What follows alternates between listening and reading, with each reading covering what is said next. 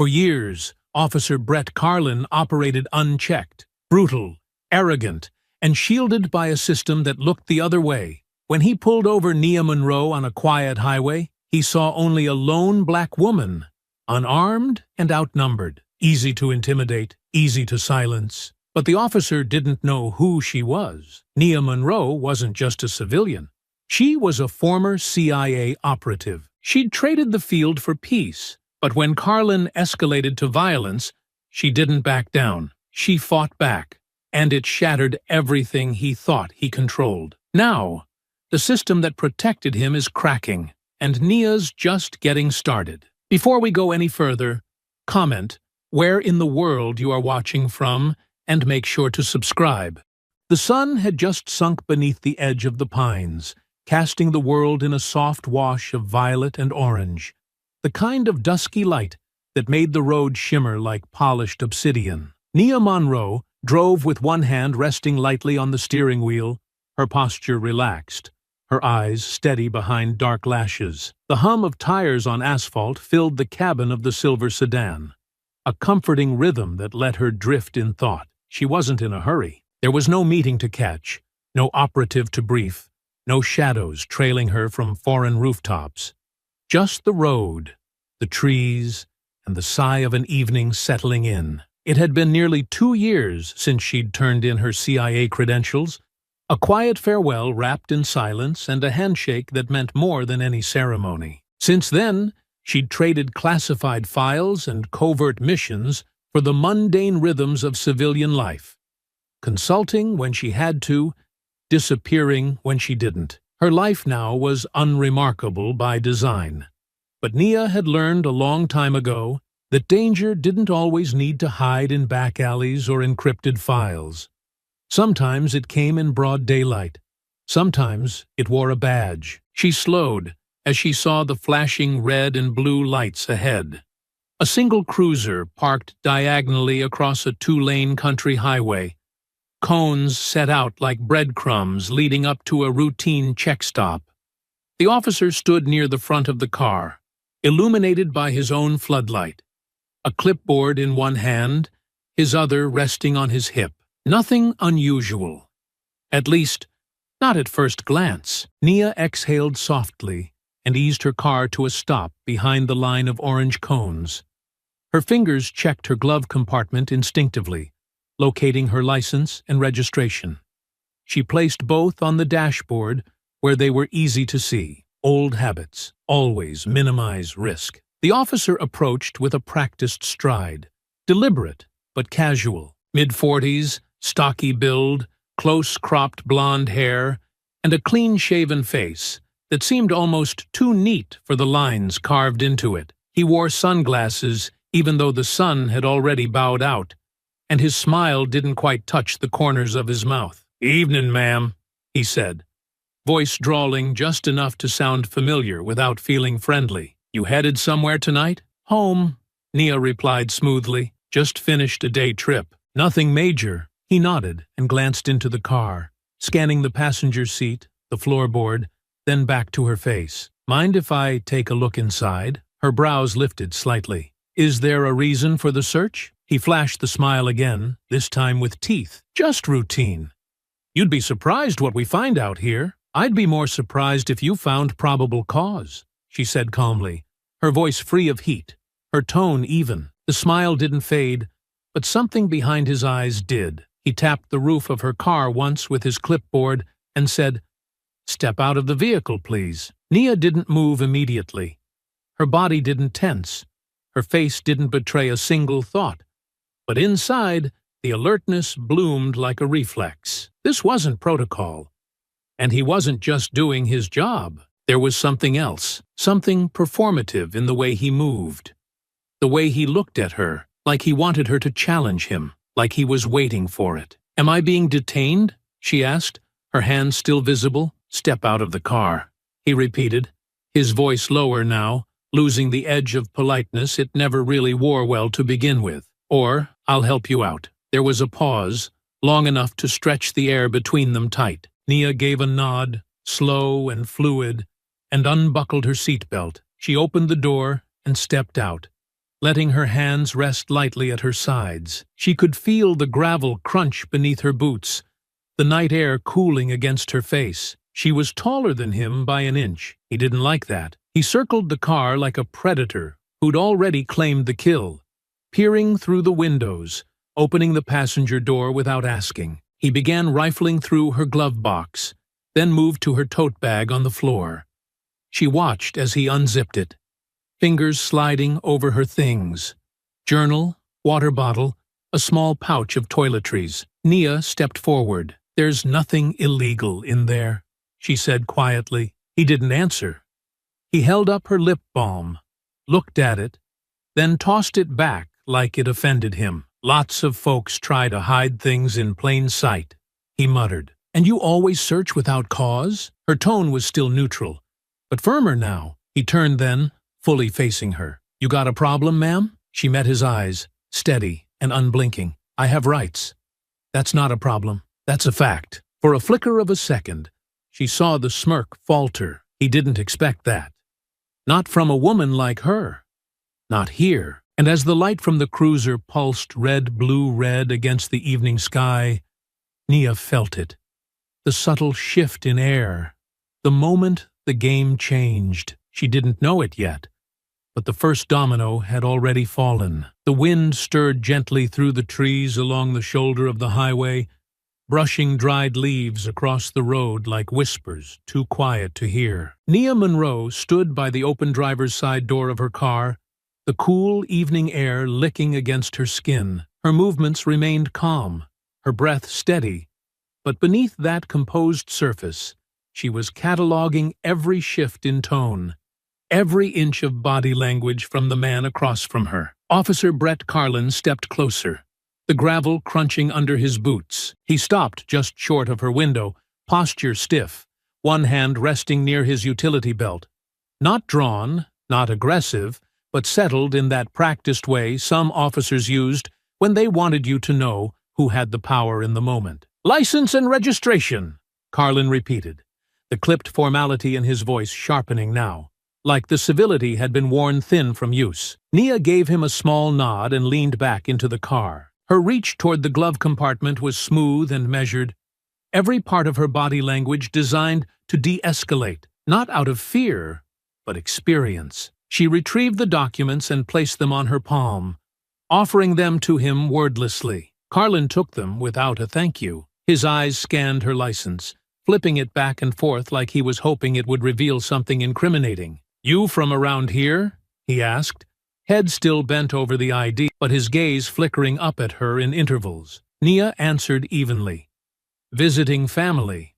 About an hour north. Got a name for them?" He followed up, the tone deceptively conversational. There was a brief pause, not from hesitation, but choice. She studied his face now.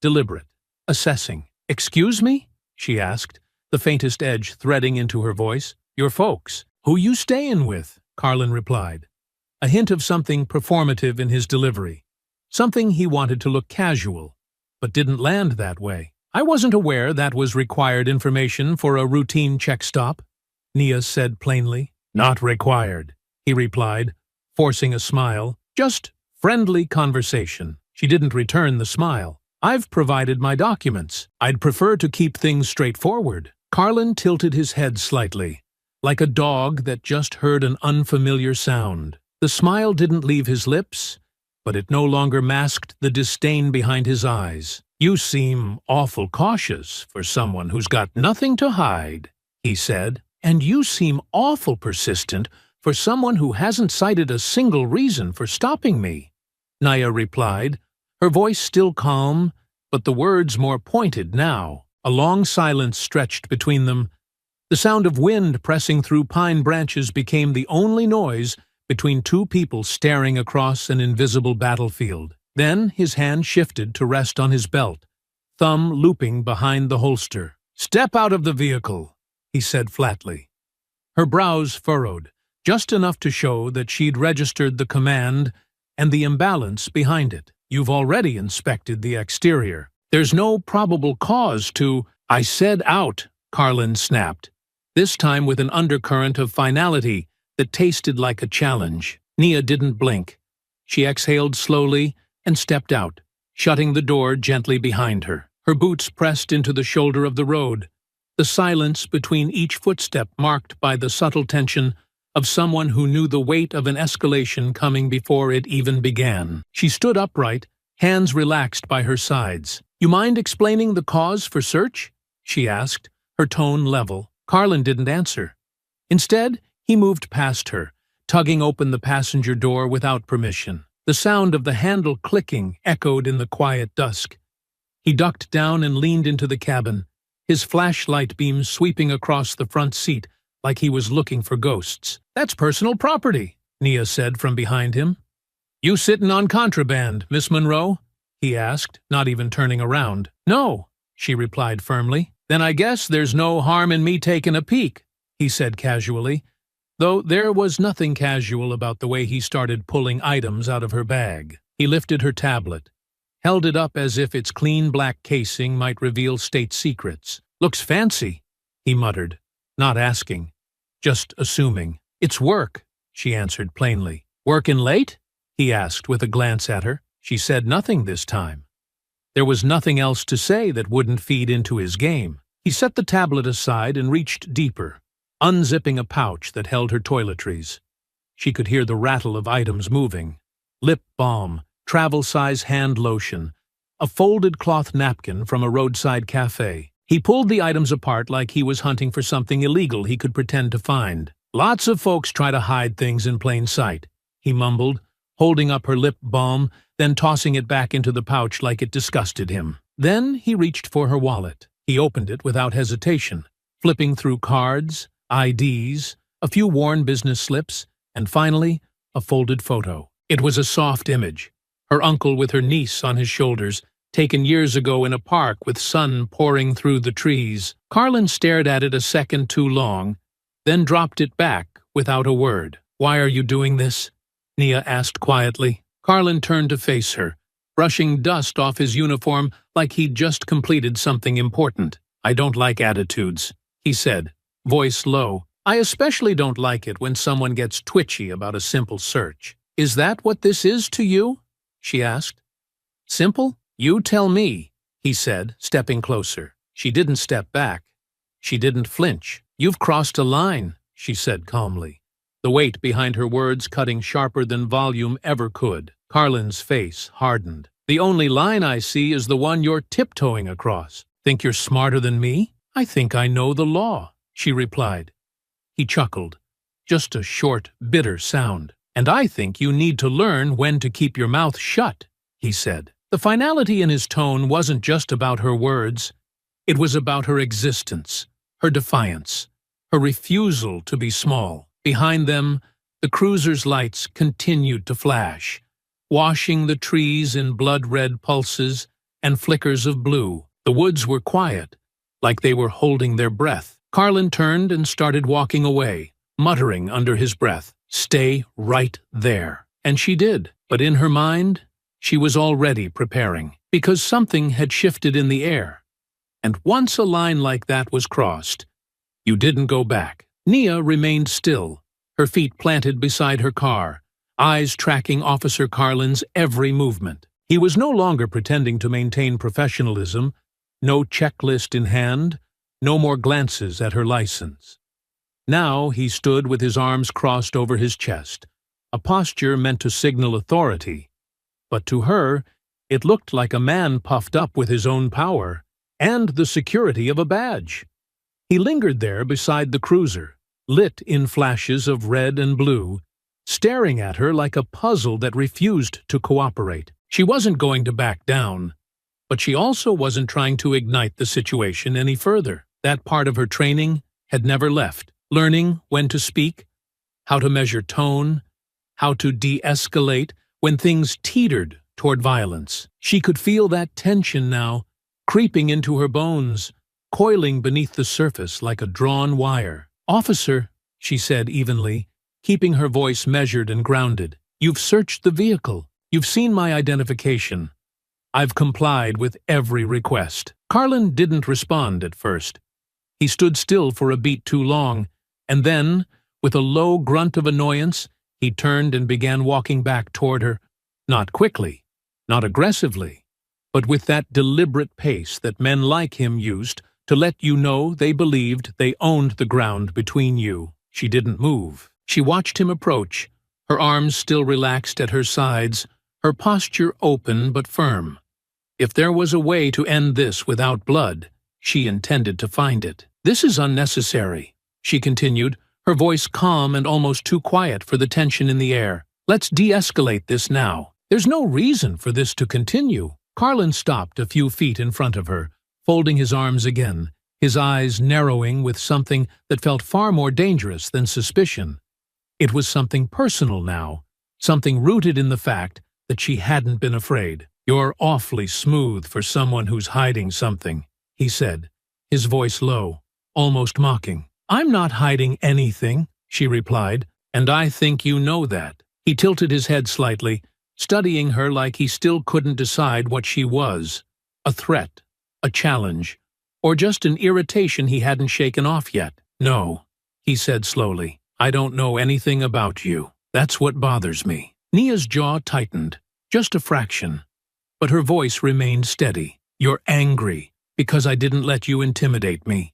That's what this is." "But I've done nothing wrong," Carlin chuckled, sharp and humorless, stepping closer with a smirk that barely masked the contempt underneath. "You think I'm angry?" he asked, lowering his voice to a growl. "Lady, I'm just getting started." Nia didn't blink.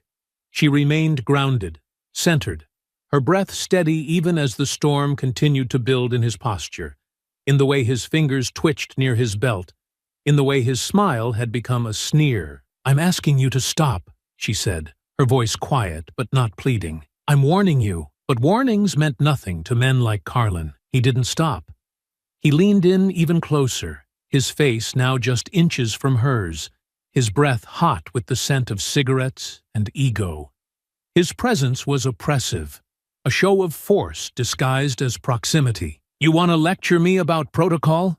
he sneered, the words curling like smoke. "Out here, I decide how things go." "You're abusing your position," she said simply, the truth resting in her tone like a stone that couldn't be moved. Carlin's smirk deepened, and his eyes glittered with something darker. "And you're about 10 seconds from regretting this little attitude." Still, she didn't retreat. She held his gaze, unmoved by the threat, rooted in something far deeper than defiance. She was a woman who had seen what real violence looked like, who had walked through fire and come out breathing. This man in front of her was dangerous, yes, but he was not unfamiliar. "This isn't who you want to be," she said softly, but there was weight in the words, not weakness. But it didn't matter. He didn't hear her, or maybe he didn't care. "You think you scare me," Carlin hissed, leaning even closer, his tone rising now. "I'm not trying to," she said, and then it happened. The punch came without warning. A sudden, wild burst of anger that twisted his arm through the air like a hammer. It wasn't a warning shot, not a shove meant to intimidate. It was a closed fist strike thrown with full intention, and it landed square against the left side of Nia's face. The world jerked sideways. Her vision exploded in white, sharp pain radiating from her cheekbone to her temple. Her head snapped back from the force, and her knees bent instinctively, absorbing the impact before she staggered backward, one hand reaching for the edge of the hood to steady herself. She didn't fall, but the pain lit a fuse. A hot taste of blood bloomed on her tongue. Her fingers touched the corner of her lip and came away red. Carlin stood over her now, fists clenched, breathing hard, his face flushed with a sick kind of satisfaction. "You want respect?" he snarled. "You earn it." Nia's eyes met his, steady, burning. The left side of her face pulsed with each heartbeat, but she stood tall again, straightening with quiet resolve. Her hand dropped to her side. She didn't raise her voice. She didn't posture. She simply stated the truth. "You just assaulted me," he scoffed. "Yeah? And who's gonna believe you?" That was when the shift happened. Not just in the conversation, but in the air, in her stance, in her mind. The switch flipped. She wasn't trying to de-escalate anymore. She wasn't backing down. Her voice dropped an octave, smooth and final. "I warned you," Carlin laughed again, louder this time. "You don't get to warn me. You don't get to do anything." His hand drifted to the taser at his hip. The motion wasn't slow. It wasn't for show. He was ready to use it, but she was already moving. She stepped into him, faster than he expected, faster than he could register. Her hand caught his wrist just as he unlatched the taser, and with a sharp twist, she redirected the momentum up and away from her body. At the same moment, her elbow drove hard into the center of his chest, targeting the sternum. His breath escaped in a violent wheeze, and he staggered backward 2 steps. Before he could regain balance, she turned his own weight against him, grabbing the edge of his vest and spinning him off his axis. His boots skidded across the gravel, and his body slammed into the rear bumper of her car with a loud metallic thud. "What the?" he tried to say. Breathless and disoriented, but she wasn't finished. Not yet. The fight had only just begun. The sharp clang of metal echoed into the trees as Carlin's body struck the rear bumper of Nia's car. He let out a harsh grunt, the air driven from his lungs, but he recovered faster than she expected. Years of adrenaline and street brawling had hardened him, even if his techniques were crude. He pushed off the car, boots scraping across the gravel, fury tightening every muscle in his face. "You're gonna regret that," he growled, spitting into the dirt. "I already do," Nia muttered, shifting her stance just enough to square her weight. Feet planted shoulder-width apart, her center low and balanced. Carlin charged. His bulk came at her fast, with more force than finesse. He swung wide, a heavy, looping punch aimed to crush her left side. Nia ducked under it, her body moving from instinct, not thought. Her elbow shot upward, catching the inside of his arm to break momentum. Then her right palm cracked into his jawline. It was a clean strike, precise, designed to disorient, not cripple. But Carlin barely flinched. He absorbed the hit and twisted back, shoulder first, ramming into her with his full weight. The impact knocked the breath from her chest. She stumbled backward and felt her shoulder clip the open driver's side door behind her. Carlin didn't wait. He came in again, this time quicker, more deliberate. His knee came up and struck her in the thigh. Hard.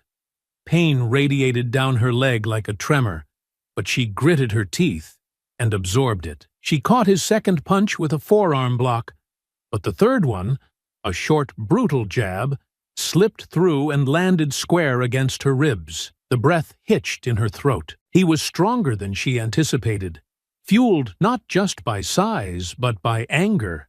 Years of unchecked aggression now unleashed. But strength alone wasn't enough, not against someone trained to survive chaos. She twisted to the side and slid around him, using his own forward momentum to redirect him toward the front of the car. As he stumbled past her, she struck again. 2 quick jabs to the kidneys, followed by a snap kick to the back of his thigh. His leg buckled for a moment, but not enough to take him down. He whipped around and swung wildly, catching her across the temple with the back of his hand. Her vision blurred for a second, her head snapping to the side, and the metallic taste in her mouth thickened. She staggered, regaining her footing just as he charged again. This time, he didn't go for punches. He tackled, his arms wrapped around her midsection, lifting her just enough off the ground to slam her hard against the hood of her own car. The impact rang through her spine like a bell, and for a second her hands flailed, trying to find leverage. Her elbow came down into his back, once, then again. On the third strike, she angled her hip just right and twisted. Hard. He lost his grip. She slid off the hood and landed awkwardly on her feet, her knees jolting from the uneven ground. He turned and grabbed her again, one hand fisting the collar of her jacket, the other cocked back to strike. But before the punch landed, she surged forward, grabbing his wrist and locking his arm against her shoulder. She stepped into him, turned her hips, and flipped him, hard, onto the gravel. He hit with a wet thud, a grunt ripping from his throat as his back struck earth and stone. Nia stepped back, panting, sweat slick across her brow now. Her ribs ached. Her jaw pulsed from the earlier punch. Her right thigh throbbed. She didn't feel powerful. She felt like she was holding back a hurricane, trying not to let it consume her. Carlin rolled to his side, spitting dirt from his mouth, then pushed himself to his feet with a low snarl. Blood trickled from his nose, dark in the flashing light. "You think this is over?" he spat. "You're done." He lunged again. This time, Nia was ready, but so was he. They collided in the middle of the gravel road, fists clashing, limbs tangling.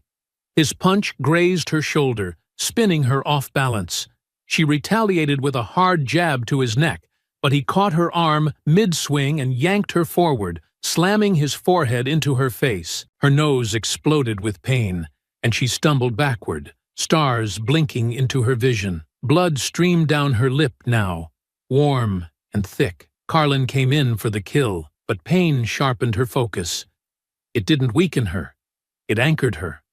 She waited for the next strike, and when his fist came at her in a telegraphed arc, she ducked low, stepped to the side, and drove her knee into his stomach. As he folded, she grabbed his vest and twisted, driving him backward onto the hood. His head cracked against the metal, and for a moment, his body sagged. She didn't finish him. She stepped back, chest heaving, blood dripping from her mouth. Nia stared at him as he slowly slid down the hood and landed on the ground, groaning. She could have ended it. One more strike, one precise move. But she didn't, because unlike him, she still believed in restraint. Carlin coughed, hands splayed across the gravel, struggling to push himself up again. And as the red and blue lights continued to flash around them, painting the scene in broken pulses of chaos, Nia backed away. The fight wasn't over, but this round, this storm of fists and fury, was behind them, and something worse was coming. The road was deathly quiet now, save for the faint crackle of a nearby radio in Carlin's cruiser, and the soft moan of wind curling through the trees. Gravel crunched beneath Nia's boots as she took one slow step back, blood from her nose and lip mingling with sweat on her chin. Her limbs ached, her ribs burned, her jaw throbbed with each heartbeat. But her eyes, they stayed locked on Carlin, who crouched beside the car, head low, chest heaving, fists still balled like a man too stubborn to know when he'd been beaten. He tried to push himself upright, one hand gripping the bumper, the other pressing against his side. His lips curled into something ugly, something bitter. "You," he started, but the words faltered in his throat. He wasn't done, but his body was. Nia knew this wasn't over. Not really. She stepped toward the open driver's door, her hand moving on instinct. She didn't want to turn her back to him, not fully, but she couldn't stay here. She couldn't afford to let this drag out any longer. Every second on this roadside was a second she risked being painted the villain in a story she didn't start. He coughed and spat blood onto the gravel. "You're dead," he hissed. "You just don't know it yet." Nia's fingers gripped the handle of her door, knuckles white. Her voice came out low, quiet, but deadly clear. "You should have walked away." She got in. She slammed the door shut, engine still idling from before. Her fingers trembled slightly on the wheel, a residue of adrenaline still flowing wild through her system. The blood on her shirt was fresh, already drying. Her jacket was torn at the sleeve. Her cheek had swollen, and the pain behind her left eye pulsed with dull, persistent heat. But she was breathing, and she was thinking, always thinking. She reversed off the gravel shoulder in one fluid motion, spun the wheel, and pointed the car down the darkened road. Her foot pressed gently on the accelerator, not flooring it, not fleeing in a frenzy. She didn't need to draw more attention. She needed distance, just enough to put a buffer between herself and the storm she knew would come behind her. The trees closed in again as the road straightened, stretching into shadows broken only by her headlights. For a long moment, The only sound was the engine and the soft hum of tires gliding over asphalt. Her hands tightened on the wheel. She knew how this looked. She knew exactly what was waiting around the next bend. Not a roadblock or a helicopter or sirens, but something quieter and far more dangerous, a narrative, a headline already forming in the minds of people who hadn't been there. A black woman assaults an officer. A suspect flees the scene. She could hear it already. Hear the excuses, the justifications, the voices layered in rehearsed indignation. But she wasn't running. She wasn't hiding. She was heading to the station. Not because she trusted the system, not because she believed Carlin would play fair, but because she had learned a long time ago that control wasn't always won in the fight. It was won in what came after. She couldn't vanish. Not this time. She had to shape the story before it was shaped for her. Her left hand slipped off the wheel just long enough to grab her phone from the passenger seat. She thumbed through her contacts with practiced speed, the names blurred by the faint tremor in her fingers. She found him. Reese Calloway, her old handler, her lifeline. She hit call and brought the phone to her ear. The line rang once, twice. Her breath caught, her shoulder tightening. 3 rings, then 4. Voicemail. His voice came on, calm, smooth, the same tone he used in every debrief. You've reached Calloway. If this line is active, I'll be in touch. If it's urgent, you know what to do. The beep followed. She closed her eyes briefly and exhaled into the silence. This is Naya, she said, her voice low, raw. I need a sweep. Local jurisdiction. Officer named Brett Carlin. He put hands on me. I defended myself. I'm on my way to the station now. This could spiral. Fast. She paused, then added, Please don't let them bury this. She ended the call. The phone dropped back to the seat beside her as she kept her eyes on the road ahead. The highway was nearly empty now, just long stretches of darkness broken by the occasional glint of metal reflecting in the trees. She knew where the station was. She'd passed it earlier that morning. Quiet, small, the kind of place with 4 holding cells and 1 working coffee machine. She wasn't going to walk in empty-handed. But she wasn't going to walk in guns blazing either. She was going to walk in as herself, bloodied, bruised, and unbowed. And somewhere behind her, she knew Carlin wouldn't stay down for long. She could feel it. He wasn't the kind of man to swallow a loss, not even one as clear-cut as what had just unfolded. She checked her rearview mirror. Nothing yet, but she knew better than to assume silence meant safety. The real war hadn't started. It was just circling, waiting to strike. The road ahead stretched into an endless ribbon of black, flanked by thick walls of pine and the occasional flicker of roadside reflectors. Nia kept her eyes forward, hands steady on the wheel, her body aching in too many places to count. The aftershock of the fight hadn't settled. Her jaw still pulsed with pain, her ribs protested every breath.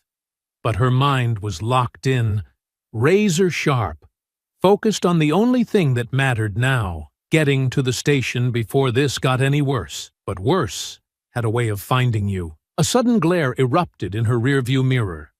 Headlights, bright, wild, and far too close. She knew instantly who it was. Carlin.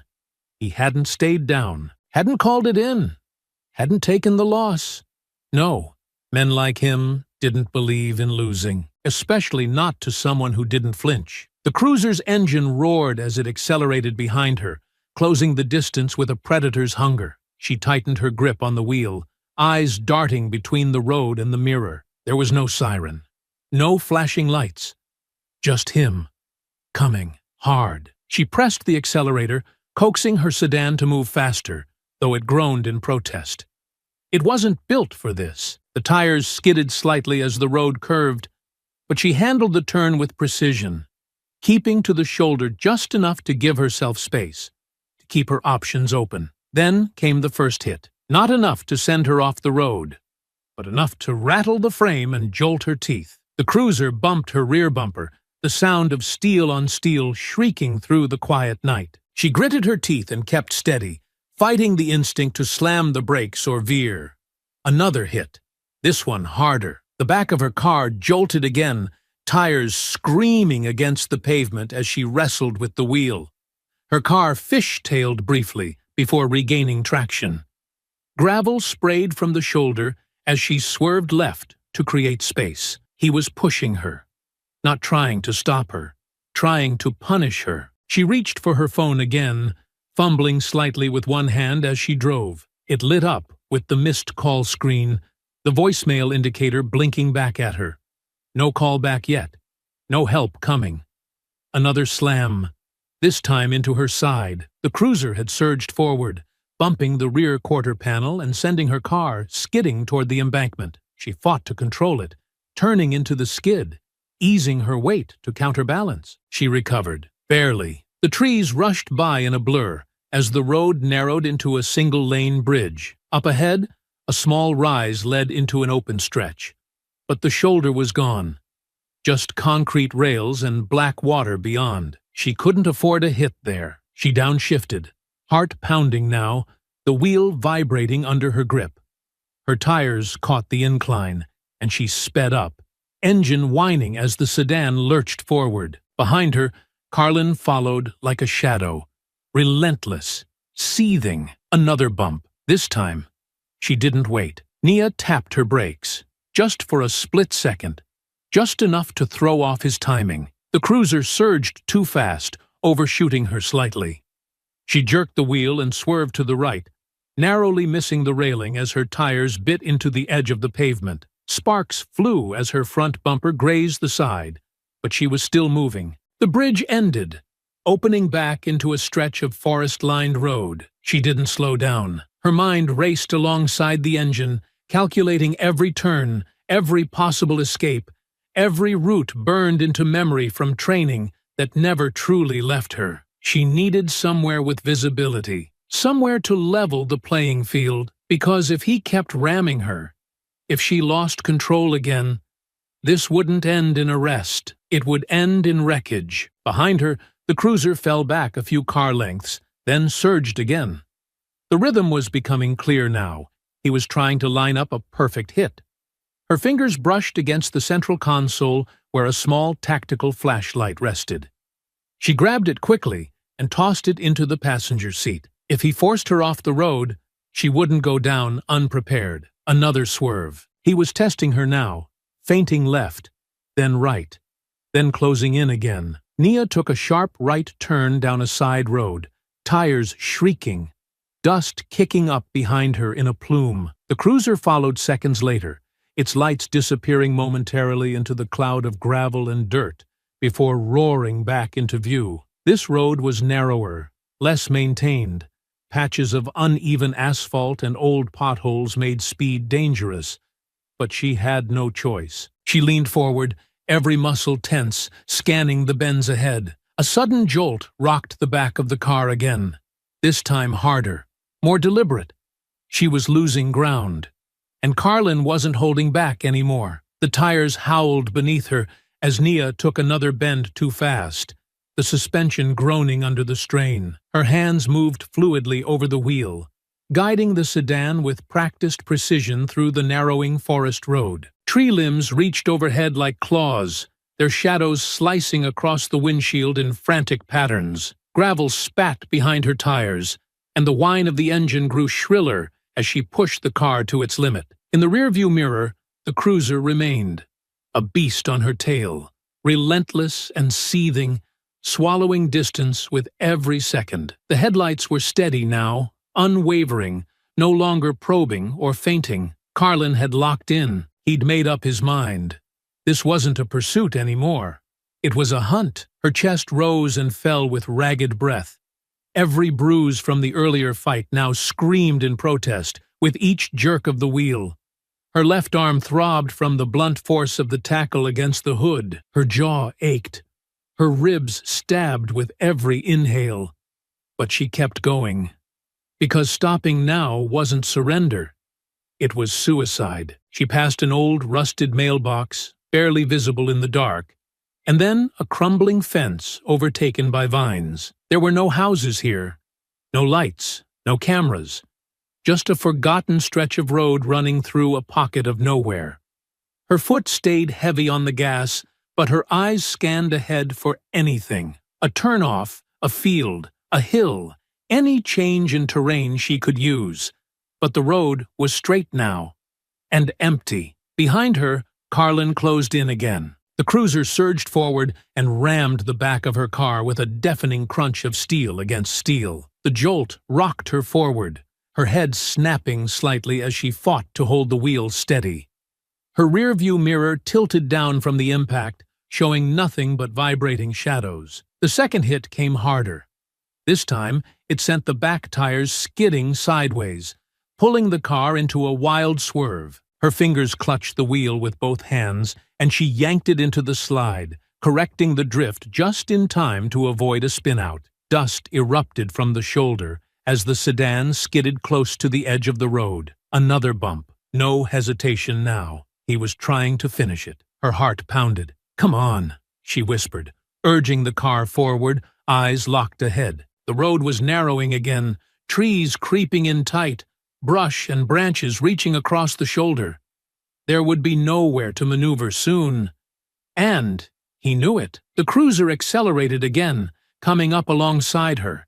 She could see him now, through the window, through the blur. Carlin's face was a twisted mask of rage, eyes wild, lips pulled into a vicious snarl. He gripped the wheel like he wanted to crush it. And in that moment, Nia knew. This wasn't about bringing her in. He wasn't trying to stop her. He was trying to destroy her. He veered. The cruiser slammed into her side, hard enough to knock her car toward the ditch. The left wheels dropped onto the shoulder, and for a moment the car bounced violently, jolting her body as the chassis scraped against uneven dirt and rock. She fought the pull, twisted the wheel, and floored the gas, managing to lurch back onto the pavement. But her speed was gone. The car had lost momentum, and Carlin was done playing. He fell back slightly, then surged forward and rammed the rear of her car one final time. The sound was brutal. The metal folded. Her back tires lifted. The world spun sideways. She felt the weight of the vehicle shift underneath her, gravity tipping, traction disappearing. The car skidded, then careened off the road completely, crashing through underbrush and snapping through a line of thin trees before slamming into an embankment. The airbags detonated with a muffled explosion, the impact throwing her body forward, then back. Her head hit the headrest. Her knee struck the console. Glass shattered, then silence. Not the peaceful kind. The kind that screams with the echo of what just happened. Nia blinked against the haze of dust and airbag residue, her vision swimming with stars. Blood trickled from her temple, warm and wet. Her right wrist throbbed. Her leg was pinned awkwardly between the seat and the crushed doorframe. Every part of her body pulsed with pain, but she was alive. Somehow, through the crash and the impact, through the suffocating cloud of smoke and the deafening silence that followed, it hadn't taken her. Pain throbbed in every limb, her body aching, breath shallow, but she was still breathing. Then came the sound, footsteps, steady and deliberate, crunching over gravel and broken glass, slow, measured, purposeful, each step drawing closer, with the weight of intent behind it. She blinked through the haze, her fingers reaching instinctively for the door handle, but it refused to budge. The frame was warped from the crash. Panic surged. Her other hand fumbled for the seatbelt release, nerves jolting as she tried to focus, to move faster. Too late. The driver's side door was suddenly ripped open with brute force, the metal groaning under the strain. Cold air rushed in, and so did the shadow of the man she'd hoped not to see again. Carlin stood over her, face streaked with sweat, his uniform stained with dirt and blood. His lip was split, his nose crooked, but none of that dimmed the madness in his eyes. "You think you're gonna run?" he growled, grabbing the front of her jacket and yanking her out of the seat. She hit the ground hard, shoulder first, pain lancing through her arm. Before she could rise, his knee drove into her side, pinning her down. His hand went to his belt. "No more games," he hissed. The taser clicked. She tried to roll, but her body was slow, groggy. The pain was overwhelming. The prongs hit her in the side, and the current surged through her muscles. Her back arched involuntarily, her limbs spasming. A cry tore from her throat as electricity seized her body and held it there. And then, as suddenly as it came, the current stopped. Her muscles went limp. Carlin dropped to his knees beside her and slammed her wrists behind her back, locking the cuffs in place with a force that made her wince. "Resisting arrest," he muttered, panting as he tightened the restraints. "Assault on an officer. Attempted flight." He leaned in close, lips near her ear. "No one's coming for you." And as the flashing lights from his cruiser spilled over the wreckage and into the forest beyond, Nia lay still, her face pressed into the dirt, pain coursing through every joint, every breath shallow. But deep beneath the ache, a thought still burned. "I'm not done." The cuffs bit deep into Nia's wrists as Carlin hauled her from the dirt. Every movement sent shock waves of pain radiating from her shoulder and across her ribcage. Her body protested with every breath, her muscles still twitching from the electric convulsion of the taser. Blood trickled steadily from the side of her head, matting her hair against her temple. The swelling in her face was worse now, one eye half-lidded from bruising. Her lower lip split down the middle. She could barely walk, but he didn't care. Carlin yanked her upright and half-dragged her toward his cruiser, muttering curses under his breath like he needed them to justify the brutality. His fingers clutched her arm tight enough to bruise again, forcing her weight forward. Nia stumbled twice, her right knee buckling under the impact from the crash, but he didn't slow. When she sagged, he shoved her harder, slamming her into the side of the cruiser like a warning. "You should have just shut your mouth," he snarled, pressing her face against the hot metal door. "All of this?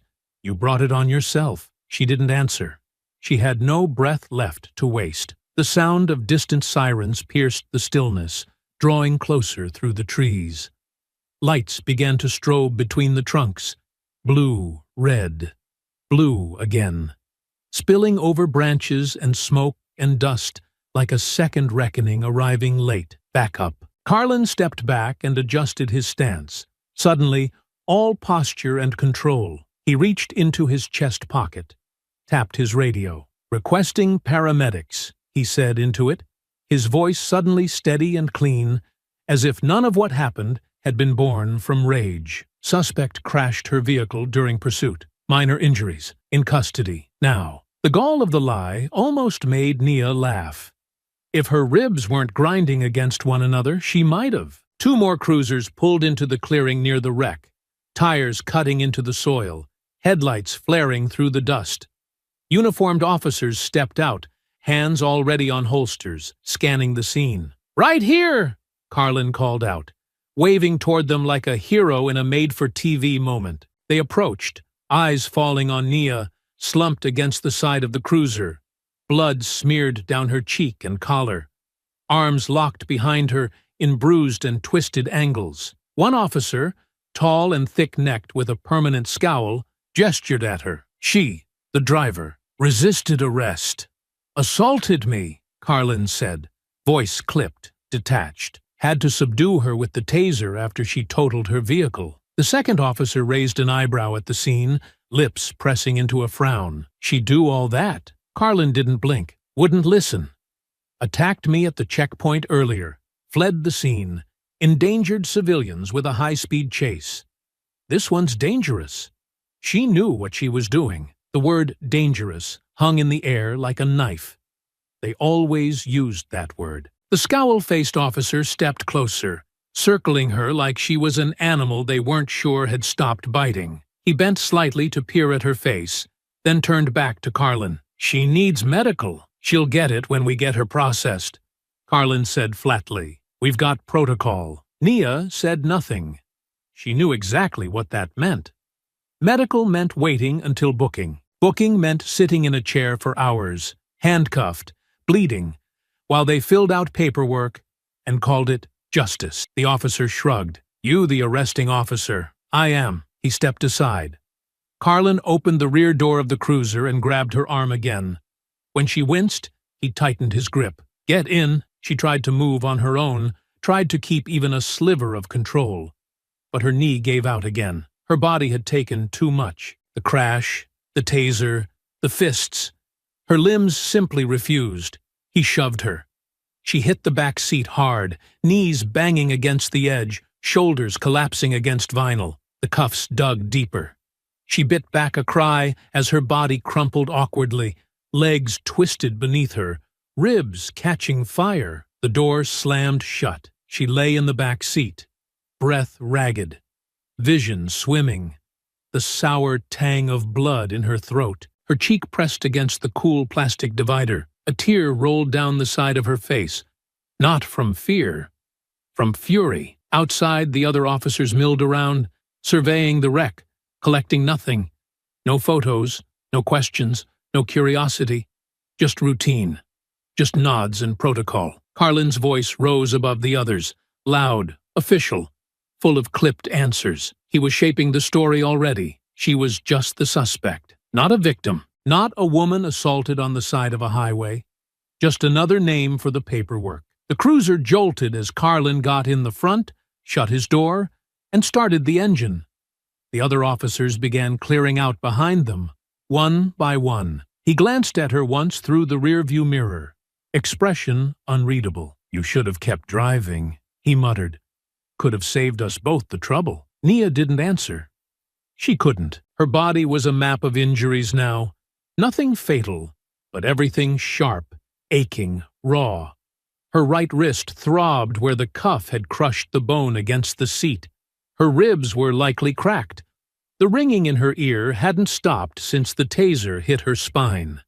But her mind was still hers. She focused her breath, slow and shallow, and shifted her weight just enough to keep pressure off her side. Her fingers flexed slightly behind her back, testing the limits of the restraints. She let her eyes fall shut, just briefly, just long enough to think, because she wasn't done, not even close. The station loomed ahead like a bunker against the night, squat and concrete with bars on its basement windows and an American flag fluttering limp in the still air above the front door. It wasn't large, just 3 floors with a narrow sally port that swallowed incoming cruisers like a loading dock for broken bodies. No press, no oversight, just dim lights and routine. The cruiser pulled through the gate and parked beside the intake ramp. Nia lay in the back seat, wrists still cuffed, body curled awkwardly in pain, her cheek pressed against the cracked vinyl,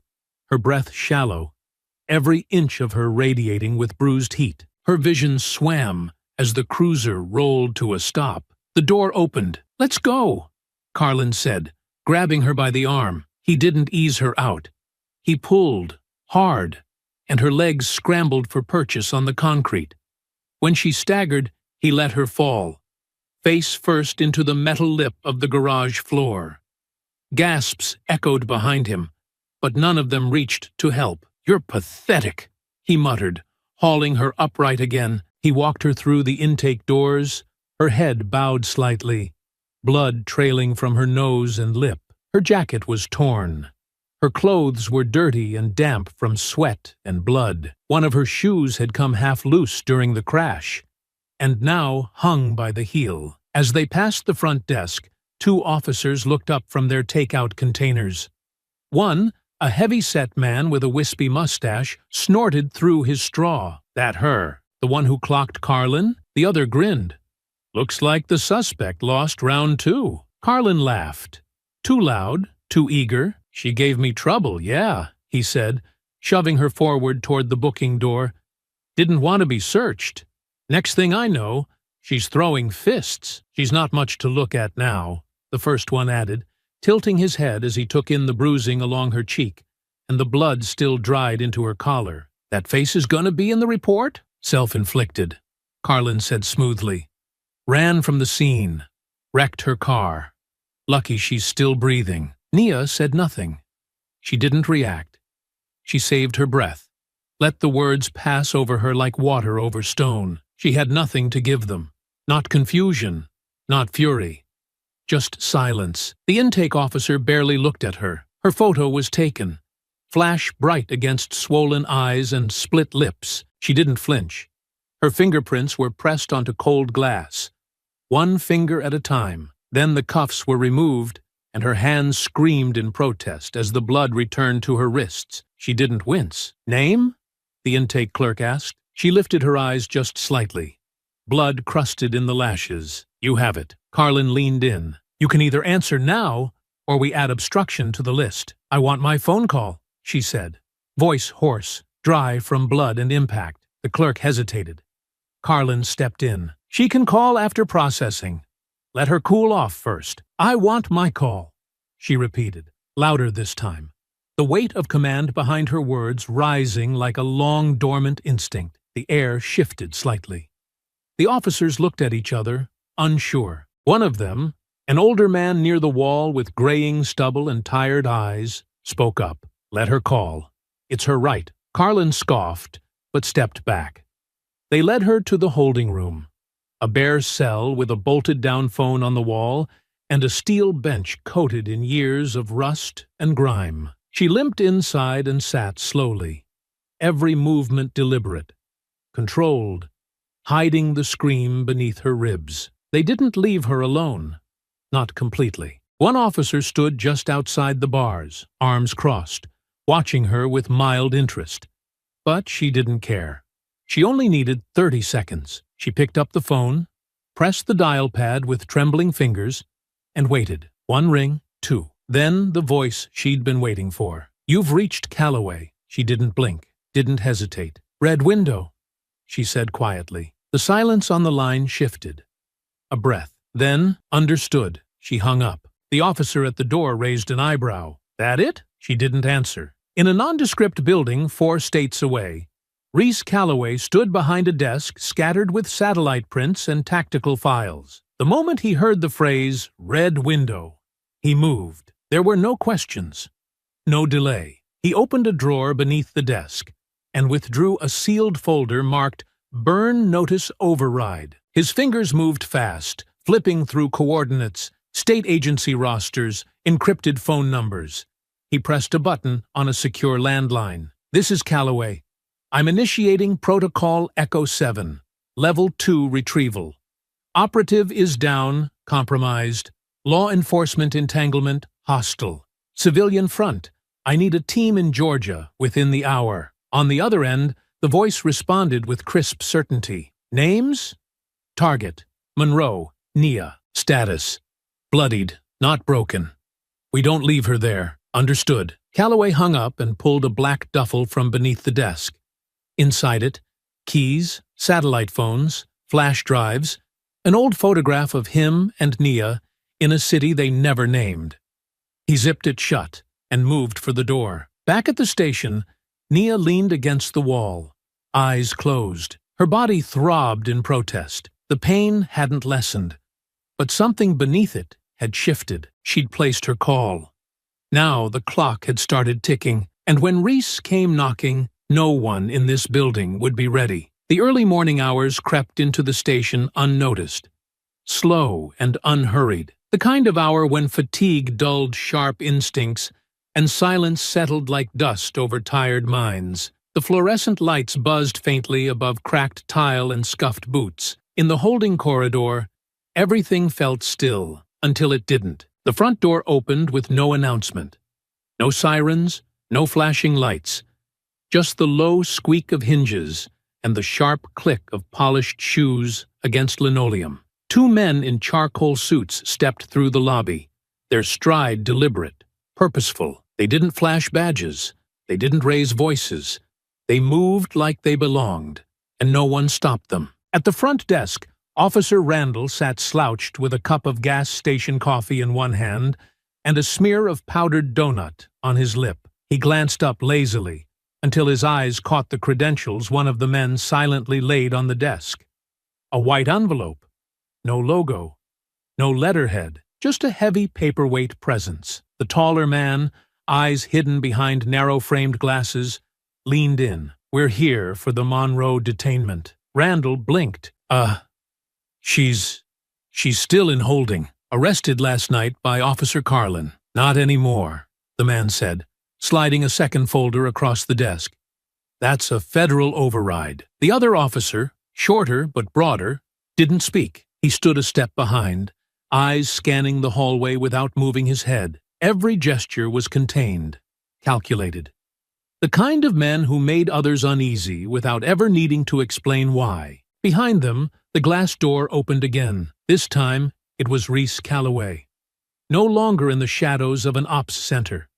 No longer behind a phone. He wore a tailored navy overcoat, his graying hair neatly combed back, his steps clipped and silent. He didn't greet the desk sergeant. He didn't need to. His eyes swept the lobby once, cataloging everything with the detachment of someone trained to see what others missed. He looked at the man behind the desk. "Get me to her," Reese said simply. Randall hesitated, blinking at the authority he couldn't name but instinctively obeyed. He reached for the buzzer and nodded. "Holdings this way." Down the hallway, past the humming vending machine and the peeling paint of forgotten corners, Nia sat on the bench inside the cell, her head resting lightly against the wall. Her eyes were closed, not from sleep, but from endurance. Her body had gone from pain to numbness, and her thoughts had slowed just enough to make room for silence. She heard the footsteps before she saw him. Clean shoes, measured pace, no radio static. Then, the key in the lock. Her eyes opened. Reese stepped into view, the door swinging wide behind him. His face was unreadable, his mouth drawn tight, but his eyes held weight. He looked her over once. The bruises, the cuts, the swelling. His jaw flexed. "I came," he said quietly. She nodded. "Took you long enough?" His mouth twitched. Almost a smile. "You good to walk?" "Barely," she admitted. "Good thing you won't need to." 2 more agents stepped into the room, flanking her without words. One gently lifted her by the arm, careful not to touch her wrist. The other placed a coat around her shoulders, masking the blood-streaked shirt and torn fabric. No cuffs, no chains, just quiet removal. Carlin stormed into the hallway as they exited holding, his boots heavy on the tile. His shirt was wrinkled, his knuckles scraped, and his voice rang out before he reached them. "What the hell is this?" Reese turned slowly. "Officer Carlin," he said calmly. "You can't just walk in here and—" "I can," Reese cut him off. "And I have." Carlin's jaw clenched. "She assaulted me. She ran from the scene. You don't get to erase that." Reese took a step forward. "Not aggressive, not hostile. Just enough. You don't know who she is," he said softly. "She's a civilian," Carlin snapped. "She was," Reese replied. "Now she's a file you'll never get to read." Carlin's eyes flicked to the 2 men behind Nia, then back to Reese. "You think you can scare me with suits?" "No," Reese said. "But I think the names in this folder will." He held up a sealed file. Nothing flashy. No titles. Just paper and silence. "Federal override," Reese continued. "Filed under Directive 42B. We've reviewed the footage from your cruiser. We've collected reports. We've compiled evidence." "There is no footage," Carlin said quickly. Reese smiled. "Just a little. That's what you told your chief. But your cruiser uploads every 6 hours. It hit the cloud before you could delete it." Carlin took a step back. "You should go home, officer," Reese said. "Take a few days. Breathe." Carlin didn't move, but something in his face had changed. The confidence had cracked, not because of the words, but because deep down, he understood. This wasn't the kind of storm you saw coming. This was the kind that had already arrived. Nia passed him without a glance, her steps slow, body stiff, each motion carefully measured to minimize pain. She didn't speak. She didn't need to. Her silence cut deeper than anything she could have said. Reese walked beside her as they left the station. The other agents flanked them, silent as shadows. Outside, the morning light broke gently over the city. Soft gold across the pavement. The cold air burned against her swollen skin, but she welcomed it. They didn't use the front entrance. They exited through the side. Unmarked vehicle, engine running, door already open. She climbed in slowly, every bruise reminding her of what had happened. But her eyes stayed forward, focused. Inside the car, Reese handed her a clean bottle of water. "You're safe now," he said. She unscrewed the cap and drank slowly, then looked out the window as the station faded behind them. "No," she said, "I'm not safe." She turned to him. "But I'm ready." The safe house was tucked into the outskirts of a quiet neighborhood just outside Atlanta, obscured behind layers of old growth and a long gravel driveway that didn't show up on maps. From the outside, it looked like nothing more than a tired cabin. Wood paneling, storm shutters, and a rusted mailbox leaning at a crooked angle. But inside, it was precision. Soundproofed walls, reinforced doors, satellite uplink. Not flashy, not comfortable, just secure. Nia stood barefoot near the kitchen sink, steam from a ceramic mug curling upward as her fingers tightened around it. She wore sweatpants and a loose hoodie that hung from her frame. Her left arm was wrapped tight against her ribs, supported in a sling. Her cheekbone had turned a deep purple, the skin stretched and swollen beneath a healing cut. Her lip had mended, but the line remained, a reminder. She stared out the window into the trees. Reese sat at the small table behind her, sleeves rolled up, fingers flipping through a thin stack of manila folders. A laptop buzzed quietly beside him. Green lines crawling across the screen, tracing secure packets of data, tunneling through encryption. "You're quiet," he said. Nia didn't turn. "You told me once that silence is a weapon." "Not always. It is when they expect you to scream." Reese leaned back, studying her. The morning light filtered through the blinds, cutting across his face in measured bands. He looked older now than he had on the tarmac 3 years ago. Older even than when he showed up at that station last night. His eyes held it. The fatigue, the weight, but they were sharp. "You're stable for now," he said. "No APB. No charges on the books." Nia finally turned, resting the mug on the counter. "And Carlin? He filed a report. Said you ambushed him at a checkpoint. Said you resisted. Same story he's probably told a dozen times." She tilted her head. "The cruiser footage, being handled. Quietly. It's in a vault now where no one in that precinct can get to it, but that doesn't mean it'll stay quiet forever." Nia stepped closer, wincing slightly. "What does Langley say?" Reese's face hardened. "They're not saying anything.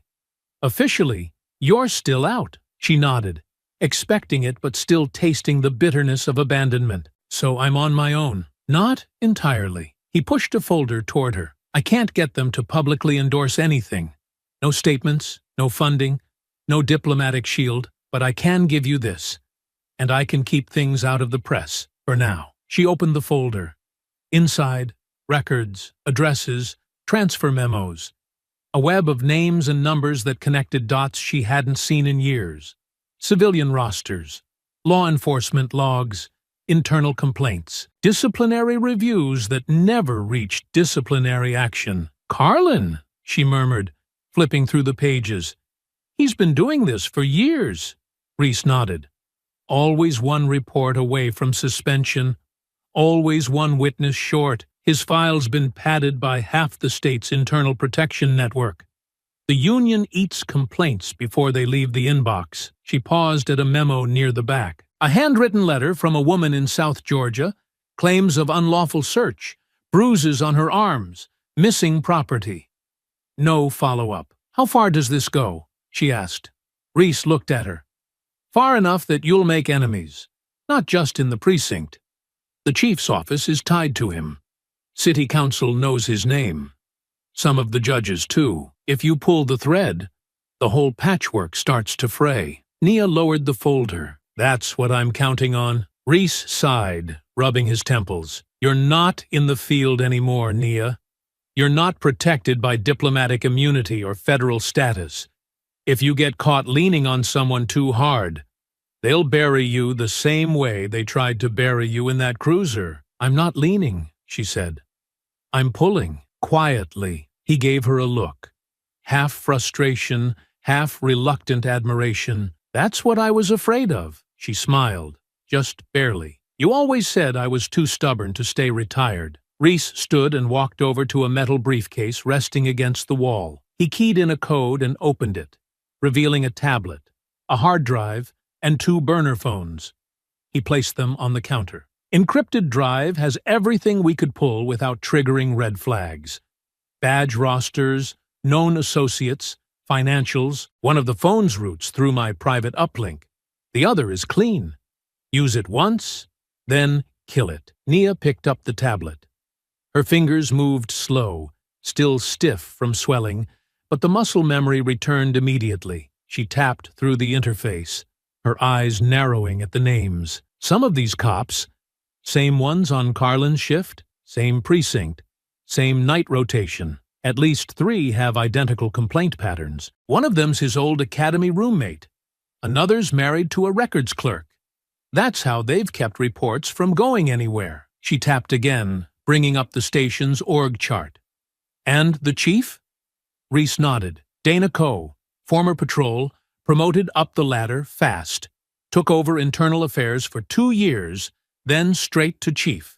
She's the reason none of the early cases ever reached the DA. Nia's jaw flexed. She's protecting him. She's protecting the machine. For a long moment, neither of them spoke. Then Nia closed the tablet and looked up. Her voice was calm, but firm. I'm going to expose them. Reese gave a small nod, resigned. I know. And when I do, she added, I don't want it to be quiet. The library near the courthouse wasn't where most revolutions began, but it served Nia just fine. Its fluorescent lights buzzed low above cracked laminate floors and rows of public computers, half of them blinking with error messages. The building smelled of mildew and old coffee, but it had what she needed: quiet access, free records terminals, and no one asking questions. She sat tucked in the corner, hoodie pulled low over her brow, bruises mostly hidden beneath makeup that only half covered the damage. Her fingers moved steadily across the keyboard, the ache in her wrist dulling with each stroke. Her ribs still screamed when she shifted too quickly, but she'd learned to move carefully, patiently. The body could be managed.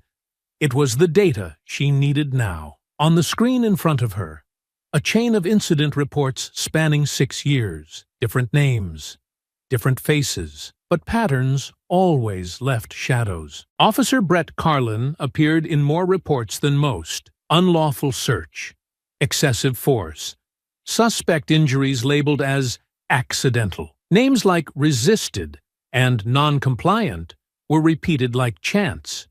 But what caught her attention were the silences, the cases that vanished halfway through the paper trail. Complaints filed, but not logged. Testimonies never followed up. Internal reviews that began and then disappeared. At first, the missing links looked like bureaucratic error. But Nia knew better. This wasn't carelessness. This was control. Suppression from inside the system. Every missing page led her toward a single name: Chief Dana Coe. The timeline was subtle. She rose through the department quickly. IA for 2 years, then assistant chief, then head of the department. She was hailed in the papers as the reformer. But in her wake, complaint resolution rates plummeted. Oversight board access was curtailed. Internal affairs cases were rerouted through special protocols. Nia sat back, her breath shallow as she stared at Coe's official portrait.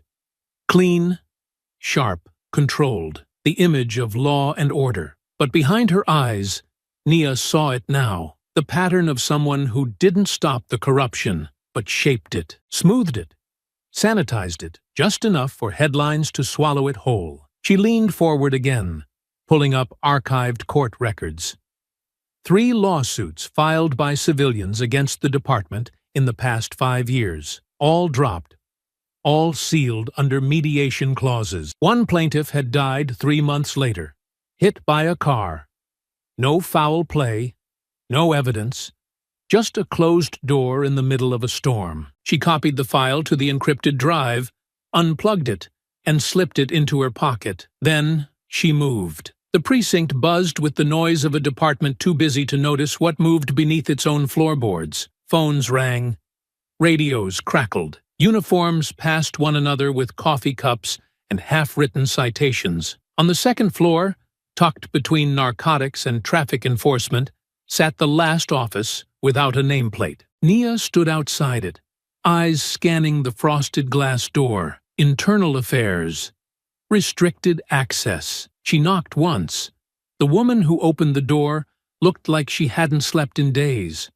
Her curls were pulled back into a tight bun, strands falling loose around her temple. A half-empty coffee cup trembled in her hand. Her eyes, sharp and exhausted, settled on Nia with a flash of recognition. "You're not supposed to be here," she said. "I know," Nia replied, "but I think you're tired of waiting for someone to be." Detective Layla Grant narrowed her gaze. "How do you know my name?" "I've been pulling threads," Nia said, "and I found yours woven between the ones trying not to unravel." Layla stepped aside, letting her in. The office was cramped, the walls lined with shelves stacked haphazardly with boxes and binders. A corkboard near the window held printed emails, scribbled notes, and photos of officers mid-incident. Most had red X's drawn through them. A few still had question marks. Layla shut the door behind them. "You have 5 minutes before someone upstairs starts wondering why I'm talking to a civilian." Nia stepped closer, sliding the encrypted drive onto the desk. "Carlin's protected," she said. "But he's not alone. Co's shielding more than just him. She's been diverting complaints for years, routing them through her old channels in IA, then burying them. You've seen the reports disappear. I'm guessing you tried to follow up." Layla crossed her arms. 3 years ago, I filed a formal report on Carlin, took it to the oversight board. The next day, my office was moved from the main floor to here. My review status changed to probationary. "They cut my team in half. They silenced you," Nia said. "They reminded me who signs the checks." For a moment, the two women just stood there, the weight of the machine pressing down on them from every floor above. "I've got copies of the cruiser footage," Nia said quietly. "Backed up. Secure. I've got sworn statements from civilians who had similar encounters. I've got patterns, and I've got you." Layla hesitated. Her fingers drummed once against the file cabinet behind her. "You know, if we move on this, we don't get to stop halfway," she said. "I'm not here to stop," Nia replied. "I'm here to finish." Layla exhaled, long and slow. Then she pulled open a drawer and removed a battered flash drive. 2 years' worth of internal logs. Most of it's buried so deep I had to pull the metadata by hand. I've been sitting on it, waiting for someone with nothing to lose. Nia accepted the drive. "We're not going to the press," Layla said. "Not yet. We go legal, quiet, controlled. We find the right judge, the right leak. One thread at a time." Nia nodded. "We do this," she said. "And it won't just be Carlin who goes down. It'll be everyone he hid behind." For the first time, Layla smiled. "Good." The footage was exactly 36 seconds long. It began with a wide shot from the dash cam of Carlin's cruiser. The camera tilted just enough to show Nia standing beside her vehicle at the checkpoint. The audio was faint, muffled by distance and static, but the voices still carried. "Step out of the vehicle!" Carlin barked. There was no siren, no emergency, just a woman complying. The next frame showed Carlin rifling through her personal belongings without consent. Then her protest. Then the moment of escalation. His posture shifted. He stepped forward, and before she could finish speaking, his fist collided with her face. The camera caught it clearly. The sound, the awful crack of bone and impact, was undeniable. Then, the brief scuffle. The blur of movement. The chase, the clip cut to black. That was the version Nia released. Redacted. Edited just enough to protect her next move, but raw enough to strike a nerve. It appeared on a single burner account, posted on a locked page with no comments, no hashtags, only a title. Routine check stop. Georgia, February 3rd. Within 3 hours, it had been downloaded, reshared, and reposted thousands of times. By hour 6, it was trending on multiple platforms. By nightfall, it had caught fire. News outlets scrambled for verification. Anonymous users flooded timelines with outraged commentary. Hashtags exploded across the web. Sergeant Justice for Nia? Who protects us? Carlin exposed. Commentators speculated. Activists mobilized. Legal experts dissected the footage frame by frame, their outrage fueling broadcasts. The brutality was impossible to ignore. And it wasn't abstract. It had a name, a face. And this time, the victim had fought back. By morning, the department released a statement. It was thin, a 3-paragraph boilerplate from the press liaison's office that said little and avoided more. The department is aware of circulating footage regarding an encounter involving Officer Brett Carlin. An internal review is currently underway. We ask for the public's patience while we conduct a thorough investigation. No mention of Nia, no mention of injuries, just a vague appeal for calm, issued in the same tone used for traffic reroutes and noise complaints. Inside the safe house, Nia sat cross-legged on the floor beside the coffee table, her ribs still wrapped, a heating pad draped across her shoulder. Reese stood near the window, one ear pressed to his phone, watching the feed scroll silently across the muted TV. "She's not backing down," he said, as he hung up. Coe's under pressure. "Counsel wants her to respond. They won't fire her," Nia said. "Not yet." "No, but they've started whispering," Reese replied, "and she's started listening." Nia looked over at the laptop.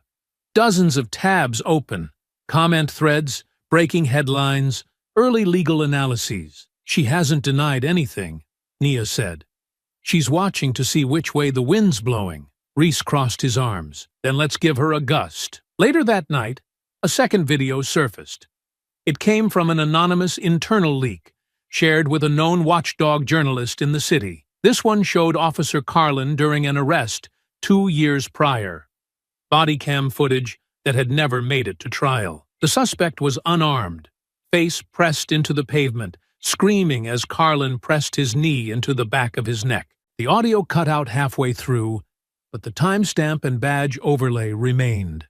The journalist included a single line, obtained from an unnamed IA officer still working inside the department. It was Layla's message. The story hit harder than the first.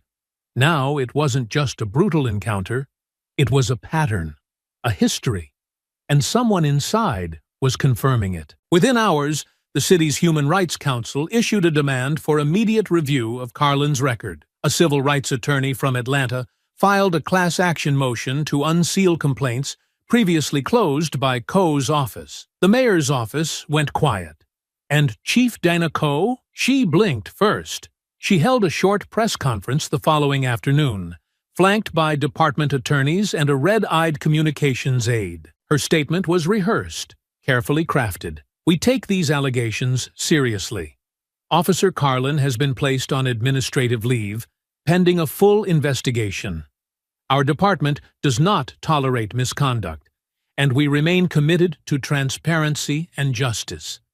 It wasn't an admission, but it was a crack. To the trained eye, it was more than that. It was distance. Coe had started separating herself from Carlin, slowly pulling away like someone realizing their lifeboat had a hole in it. Nia watched it all unfold from the safe house, one arm still in a sling, her voice quiet but resolute. "She's calculating," she said to Reese. "She's trying to bleed out the outrage before it touches her." Reese nodded, his eyes fixed on the screen. "But you cut deeper than she expected." "She's not loyal to him," Nia said. "She's loyal to survival. If we make Carlin toxic enough, she'll feed him to the fire before she lets it touch her shoes." Reese looked at her carefully. "You're not stopping at Carlin." "No," she said. "He's just the door." Coe built the hallway. In the dark corners of the precinct, Brett Carlin was unraveling. He sat alone in the locker room, fists clenched on either side of a printout of the department's latest memo. Leave of absence. Review pending. No phone calls, no badge access, no weapon. His world, the one he thought was built to protect him, was crumbling, and at the center of it was a woman he'd thought would vanish into a jail cell. Instead, she was turning the city against him. He slammed his fist into the locker, rattling the metal, breath heavy, thoughts spinning. And for the first time, real fear crept into his chest. not fear of exposure. Fear of what she would do next. The station lobby was different now. Gone was the lazy shuffle of officers sipping coffee and watching sports highlights, the idle jokes, the casual arrogance. That silence had been replaced by a buzz, tense, low, and constant. Phones rang more often. Eyes darted toward doors, and every passing moment felt like the calm before a quake. Nia stepped through the front doors of the precinct with Layla just behind her, the air thick with glances and murmured recognition. She was dressed plainly, black slacks, a charcoal coat, no makeup to hide the fading bruise on her jaw or the scab on her cheekbone. She didn't need to hide.